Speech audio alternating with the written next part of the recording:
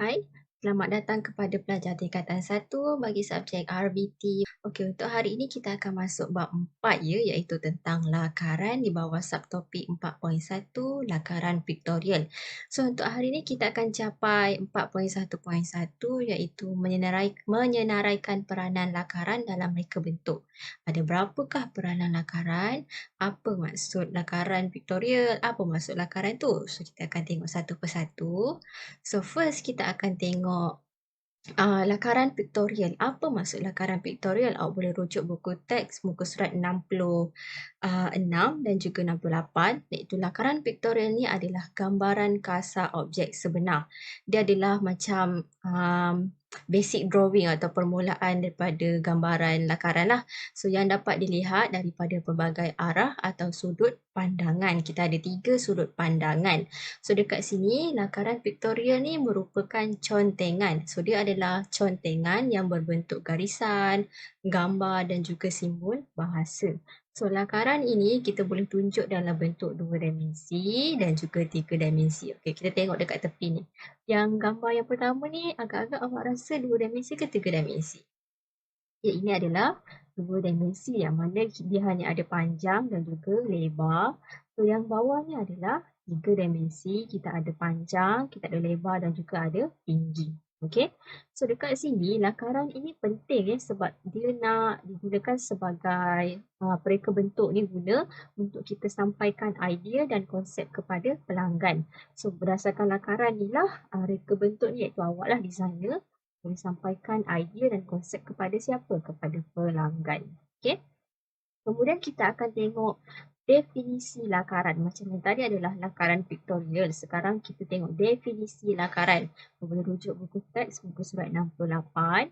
So, lakaran ini adalah lukisan awal. Lukisan awal atau lukisan draft. Lukisan awal atau lukisan draft yang dihasilkan menggunakan teknik lakaran bebas ataupun dalam bahasa Inggeris dipanggil freehand drawing tanpa bantuan alat melukis seperti pembaris dan jangka lukis. So nampak, ini adalah contoh lakaran awal yang menggunakan teknik lakaran bebas. Dia tak menggunakan ini jangka lukis dan dia tidak juga menggunakan pembaris.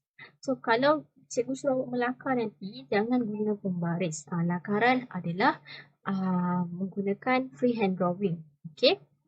So, apakah kepentingan lakaran? Okey, lakaran ni penting sebagai gambaran awal untuk menunjukkan rupa bentuk sesuatu produk. Kemudian lakaran ni juga boleh membolehkan komunikasi berlaku antara siapa, iaitu pereka bentuk dan juga pembuat produk. Okey, bila kita nak melakar, ini adalah contoh alatan asas yang kita akan gunalah, iaitu pensel. Dalam pensel, kenapa guna pensel? Okey, cikgu kenapa tak boleh guna pensel tekan? Okey, kalau pensel, kita ada macam-macam jenis pensel. Kita ada daripada 2H, H, sampailah 8B. Selalunya pensel yang cikgu akan suruh awak guna adalah pensel 2B, yang ni pensel biasa, dan juga pensel 4B. Apa beza dia cikgu? Okey, beza dia dekat sini antara dua pensel ni. Untuk 4B, dia punya pensel punya mata tu dia lagi gelap berbanding 2B. Okey. So, kalau pensel tekan pula, pensel tekan dua-dua garisan ni boleh guna. Tapi tak digalakkan lah sebab lakaran awak nanti tak nampak comel. So, kemudian kita ada juga arang. Arang ni adalah arang. Ada juga pen penanda ataupun marker pen. Ini adalah Sharpie yang boleh kita gunalah bila kita melukis menggunakan lakaran, membuat lakaran. Kemudian kita ada pastel kapur dan juga pen. Pen. Okey. Kemudian kita akan tengok yang kita nak tahu iaitu peranan lakaran dalam reka bentuk. Tapi sebelum tu apa kepentingan peranan lakaran ni? Peranan lakaran dalam reka bentuk ni adalah untuk dia menyampaikan idea dan konsep kepada pelanggan. So ada 5 peranan lakaran, iaitu yang pertama adalah mempercepatkan pembangunan konsep. Yang kedua adalah asas komposisi ilustrasi. Yang ketiga adalah medium komunikasi pelanggan. Yang keempat adalah eksplorasi visual dan yang kelima adalah penyelesaian perincian visual. Okey. Kita akan tengok yang pertama, peranan lakaran dalam reka bentuk iaitu mempercepatkan pembangunan konsep. So, apakah tujuan mempercepatkan pembangunan konsep? Apakah peranan dia? Okey, dia ni mempercepatkan pembangunan konsep ni, tujuan dia adalah untuk meneroka konsep bagi menunjukkan gambaran mereka. So yang kedua, dia ni menjimatkan masa. Kenapa? Bila kita melakar, kita hanya melakar di dalam kertas. Kita akan lakar dulu apa yang kita nak, idea apa yang kita ada dalam kertas. Barulah dia akan dilakar semula dalam komputer. So dekat situ dia jimat masa lah, tak payahlah buat banyak kali dekat dalam komputer. Okey, kat sini contoh produk kita adalah beg sekolah. Okey, ada 3 jenis beg kat sini. Kita tengok yang pertama dulu. Dekat yang pertama ni ada konsep yang dia telah diubah dekat situ, yang mana dia letak dekat sini, dia nak beg ni mempunyai ruang yang lebih luas.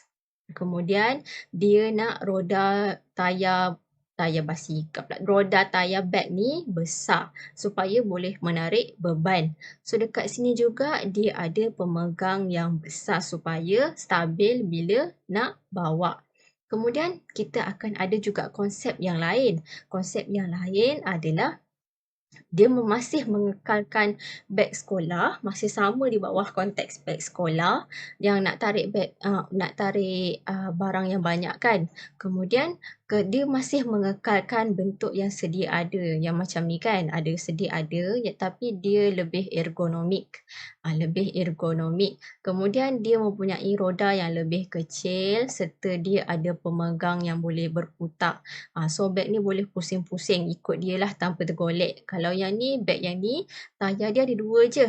Ada kiri dan kanan sahaja. So bila dia letak macam tu, kemungkinan beg tu boleh jatuh ke belakang. So dia upgrade kepada konsep yang kedua, iaitu lebih stabil, ada 4 tayar. Kemudian dia masih ada ruang yang sama dan ada pemegang yang boleh pusing-pusing. Okey. Kemudian kita upgrade lagi daripada konsep yang sama, kita tambah ruang penyimpanan dekat bahagian depan ni. So beg tu akan nampak lagi banyak poket lah. Sebab apa dia tambah dekat bahagian depan? Untuk mengurangkan beban. So bila orang nak bawa beg ni, dia dah tak sakit bahu lah. So dekat sini, dia dah jadikan beg daripada beg tarik ni kepada bentuk beg galas. Beg galas, iaitu beg macam selalu awak pergi sekolah tu kan. Sebab dia nak memenuhi keperluan dan kehendak awak lah sebagai seorang pelanggan. Kalau sekolah menengah, ada tak lagi orang pakai beg tarik? Jarang lah. Sebab malu kan. Mesti ramai nak pakai beg galas. So bila dalam beg galas ni, dia tambahlah banyak poket dekat beg tu supaya boleh letak banyak buku.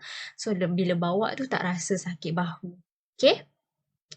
Kemudian kita akan tengok peranan lakaran yang seterusnya adalah asas komposisi ilustrasi. So dalam asas komposisi ilustrasi, tujuan dia adalah lakaran ini boleh lakaran ni adalah satu kaedah yang cepat dan pantas untuk tunjukkan komposisi komponen dalam ilustrasi awal. So dekat sini, apa dia ni cikgu? Okey, asas komposisi ilustrasi ni, dia ni adalah satu kaedah yang cepat untuk kita tunjukkan komposisi komponen. Komposisi komponen ni macam mana?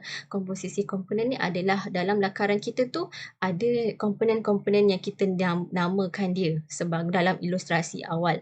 So dalam asas komposisi ilustrasi ni kena ada 3 bahagian, iaitu 3 bahagian pandangan, iaitu pandangan hadapan. Contohnya ada kereta kan, pandangan hadapan, pandangan belakang dan juga pandangan sisi. So dekat ini bentuk kereta ni, dekat pandangan hadapan kita boleh tengok lampu hadapan ni macam mana, lampu sisi dia ni pandangan dia macam mana. Kemudian dekat pandangan belakang pula kita boleh tengok lampu belakang tu macam mana. Kemudian pandangan sisi kita boleh tengok bentuk dia adalah bentuk aerodinamik. So, bila kita dah tahu pandangan depan, pandangan belakang, pandangan sisi, barulah kita rasa kereta yang dilakarkan itu sempurna, yang mana kita akan combinekan dia dalam bentuk pandangan perspektif. Okey? Kalau sebagai seorang pelanggan nak buat sesuatu produk, nak suruh designer awak buat sesuatu produk, kita kena ada 3 pandangan ni lah dalam asas komposisi ilustrasi supaya kita boleh nampak produk yang kita nak buat tu dari pandangan depan macam mana, pandangan belakang macam mana, pandangan sisi macam mana. Barulah jadi produk yang kita mahukan. Kemudian yang seterusnya adalah medium komunikasi pelanggan. Okey. Lepas design tadi ni, selepas kita dah design bentuk yang kita nak tadi tu, yang pelanggan nak tu, kita akan discuss dengan dia. So lakaran ini nanti, nampak lakaran ini nanti dia akan dipertimbangkan oleh pelanggan untuk mendapatkan persetujuan. So kalau pelanggan tu, selagi pelanggan tu tak puas hati, sampai kita kena buat dia puas hatilah. Sampai pelanggan tu kata, okey Chun, dah boleh dah, saya nak benda ni. Barulah kita akan pergi ke peringkat lakaran yang terakhir. Kita masukkan dia dekat mana, itu nanti kita akan beritahu. Nampak, ini adalah contoh, ini adalah designer, ini adalah klien. Sampai berdarah telinga designer ni dengar apa yang pelanggan ni nak. Kita kena dengar kata dia. Itu adalah medium komunikasi pelanggan. Kemudian daripada lakaran tadi tu, kita akan pergi kepada eksplorasi visual. Dalam eksplorasi visual, lakaran ini kita gunakan sebagai catatan aktiviti dan eksplorasi visual. Yang mana lakaran nanti kita akan tengok berdasarkan fungsi kereta tu. Okey, contoh kita dah tahu kat Malaysia ni banyak kereta kan, banyak jenis kereta, tapi adakah fungsi dia sama? Tak. So daripada lakaran eksplorasi visual ni, kita boleh tahu apakah perbezaan pelanggan tu punya kereta dengan orang lain punya kereta. So dekat sini, dekat bahagian lampu depan dia ni ada dua jenis yang dia nak. Kemudian ada perbezaan dari segi lampu sisi iaitu side mirror dia. Ada juga perbezaan daripada segi rim. Itu adalah reka bentuk yang berbeza. Itu di bawah eksplorasi visual. Okey. Kemudian kita akan pergi kepada seterusnya iaitu penyelesaian perincian visual. Okey, lepas dah dapat gambaran yang terakhir tadi tu, pelanggan dah kata setuju daripada lakaran tadi tu, dia akan diperincikan lagi dengan elemen dan prinsip. So dekat dalam lakaran tu nanti kita kena terangkan apakah elemen yang ada, apakah prinsip yang ada bahan apa yang diguna. Contoh dekat tayar ni dia letak bahan yang digunakan adalah alloy untuk rim. So dekat sini dia boleh memudahkan mereka untuk buat proses pembangunan yang mana lakaran daripada lukis-lukis ni tadi dia akan masukkan dalam komputer. Yang dalam komputer tu dipanggil sebagai lakaran digital. Daripada lakaran freehand tadi ni dia akan masukkan ke dalam lakaran digital. Lepas semua elemen prinsip bahan tadi dia dah ada dekat dalam lakaran tadi. Okey. Kemudian yang terakhir itu adalah yang terakhir. Yang ingat lagi, yang pertama tadi adalah mempercepatkan pembangunan konsep. Yang kedua adalah asas komposisi ilustrasi. Yang ketiga adalah medium komunikasi pelanggan. Yang keempat adalah eksplorasi visual. Dan yang kelima adalah penyelesaian perincian visual. Yang seterusnya iaitu jenis-jenis lakaran. Dalam jenis-jenis lakaran ada 6 iaitu lakaran yang pertama adalah lakaran peribadi ataupun contengan. Yang kedua adalah lakaran penerokaan. Yang ketiga adalah lakaran teknikal. Yang keempat adalah lakaran perkembangan idea. Yang kelima adalah lakaran persembahan dengan yang keenam adalah lakaran digital. So kita akan tengok satu persatu iaitu yang pertama adalah lakaran peribadi. Dalam lakaran peribadi ataupun contengan, lakaran yang selalunya kita buat tu dia macam tak tersusun. Dia idea yang spontan. So contohnya macam cikgu cakap kat awak nanti, okey nanti kita akan lukis beg. Awak lukis dulu idea awak beg tu macam mana. So awak lukis secara kasar. So itu adalah lakaran peribadi ataupun contengan yang mana dia adalah lakaran yang tidak kemas, tidak tersusun, dilukis dalam buku lakaran, dalam buku sketchbook. Yang penting, dia penting untuk kita sediakan sebagai konsep produk. So dekat sini kita nampak beg tu basic dia guna adalah segi empat yang mana dia akan buat pelbagai bentuk beg. Itu adalah secara asas, secara spontan. Okey, contohnya adalah beg. Kita akan pilih satu contoh adalah beg. Kemudian yang kedua adalah lakaran penerokaan. Lakaran penerokaan ni dia adalah lakaran inovasi. kita dah ubah suai daripada lakaran peribadi tadi yang Con tengok, kita akan ubah suai dia secara evolusi lah. Yang mana lakaran penerokaan ni dia lagi kemas, yang mana dia ni dilakar dari aspek evolusi, saiz dan juga bahan. Contohnya beg daripada awal tu bentuk segi empat, dia ubah suai jadi bentuk macam bulat sikit, kemudian ada macam poket sikit dekat depan dan akhir sekali dia dapat beg yang ada bertali macam ni. Okey, dia evolusi daripada satu bentuk kepada bentuk yang lain dari segi saiz dan juga bahan. Kemudian lakaran teknikal. Okey, dalam lakaran teknikal ni, daripada beg yang terakhir tadi ni, kita akan ceraikan dia, yang mana kita akan buat lakaran ceraian dan juga keratan rentas yang ada pelbagai sudut pandangan. Lakaran teknikal ni, dia lebih kepada perincian dimensi yang mana untuk membantu mereka menggambarkan sesuatu produk. So dekat sini, dia ada bagi tahulah dia guna tangkai. Tangkai ni berapa ukuran dia. Kemudian ada zip. Zip tu yang macam mana? Ada tali gantung. Berapa panjang tali tu? Apakah bahan yang digunakan? So, daripada beg tadi tu, kita ceraikan dia. Itu adalah lakaran teknikal. Bila teknikal ni, dia melibatkan ukuran. Okay? Ada ukuran lah. Macam beg tadi tak ada ukuran. Lakaran penerokaan tu kita lakar je tapi tak ada ukuran. Dalam lakaran teknikal ni ada ukuran. Okay? Kemudian lakaran perkembangan idea. So dalam lakaran perkembangan idea ni, dia akan tunjukkan proses lakaran daripada idea yang pertama sampai idea yang terakhir. So contohnya bag. Bag ni dia nak buat bag. Dia lakar dulu basic dia bentuk kuboid, dia adjust dan kemudian kita nampak dekat situ proses perkembangan idea dia letak poket. Kemudian yang kedua kita nampak perkembangan idea yang ketiga dia letak tangkai untuk beg bahu. Dan yang terakhir, lakaran perkembangan idea dia letak beg tali. Daripada bentuk kuboid ni, dia melakar, ada proses awal sampai akhir, itu adalah lakaran perkembangan idea. Okey? Kemudian adalah lakaran persembahan. Okey, lakaran persembahan ni adalah lakaran yang terakhir yang akan kita tunjukkan dekat pelanggan lah sebelum kita masukkan dalam komputer lakaran tu. So, dia ni lakaran terakhir ni, lakaran persembahan ni adalah dia ni sama, mesti sama dengan bentuk sebenar produk yang kita akan buat. So, konsep rekaan ni akan disampaikanlah kepada pelanggan sama ada pelanggan suka ataupun tidak. Barulah pergi yang terakhir iaitu lakaran digital.